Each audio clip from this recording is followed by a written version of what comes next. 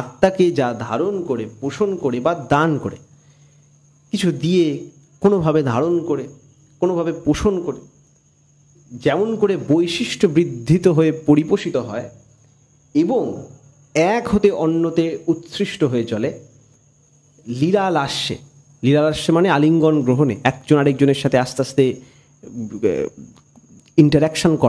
Interaction করে ছড়িয়ে দেওয়া, উপভোগ করা, খারাপ লাগা, ভালো লাগা, সব কিছু নিয়ে চলতে চলতে ক্রমে এই একটা সুকেন্দ্রিক প্রিণন পরিচর্যায় আস্তে আস্তে সেই ওই নিজেকেই জানার চেষ্টা করছে, নিজেরই প্রিণন পরিচর্যা করে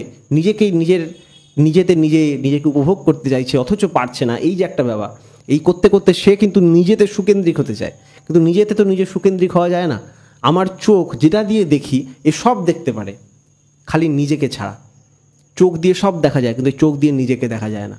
আপনি যদি বলেন আয়না রেখে চোখের রিফ্লেকশন দেখতে পাচ্ছে, চোখকে দেখতে পাচ্ছে না। আমি আপনার চোখকে দেখতে পারি, আপনি আমার চোখকে দেখতে পারেন। এখানেই চলে আসছে দ্বৈত ব্যাপার।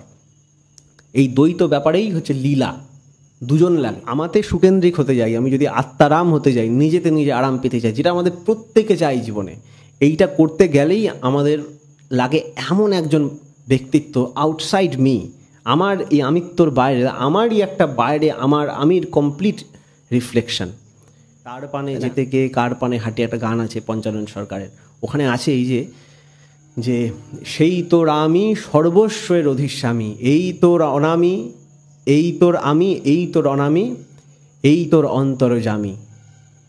এই যে তার মধ্যে সবার আমিগুলোর যে একটাই আমি আছে, আলাদা আলাদা আমি, এগুলো ভেরিয়াস আইডেন্টিটি, যে বাইরে একটা রূপ, আরেকজন আউটসাইড মি, যার মধ্যে আমার সুকেন্দ্রিকতা সার্থক হয়, তাতে সুকেন্দ্রিক হয়ে আমি আমাতে সুকেন্দ্রিক হতে পারি।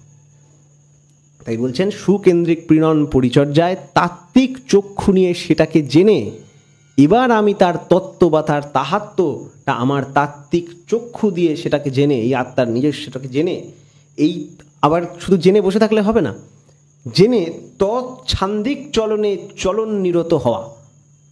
প্রত্যেকটা ওয়ার্ড মিনিংফুল এখানে, মানে কোনো কিছু এক্সট্রা ইচ্ছা করে বসিয়ে দেওয়া না। তাত্ত্বিক চক্ষু নিয়ে এই কমপ্লিট প্রসেসটাকে আমি যে আমরা জানলাম, গল্প করলাম, আমরা জানলাম, এটা জানা হলো না, এটাকে তাত্ত্বিক চক্ষু নিয়ে, তাত্ত্বিক তত্ত্বটা দিয়ে না, তাত্ত্বিক চক্ষু নিয়ে আমার চোখটাই এমন হয়ে গেল, আমি সব কিছুর বিয়ন্ডে দেখা স্টার্ট করলাম। চক্ষুরু উন্মিলিতম, সেই সদ্গুরুকে আমি প্রণাম করি। চক্ষুরু উন্মিলিতম যেন তস্मै শ্রী গুরুবে নমঃ। যে আমার চোখটা খুলে দিল, অজ্ঞানতিমিরান্ধস্য জ্ঞানাঞ্জন শলাকয়া।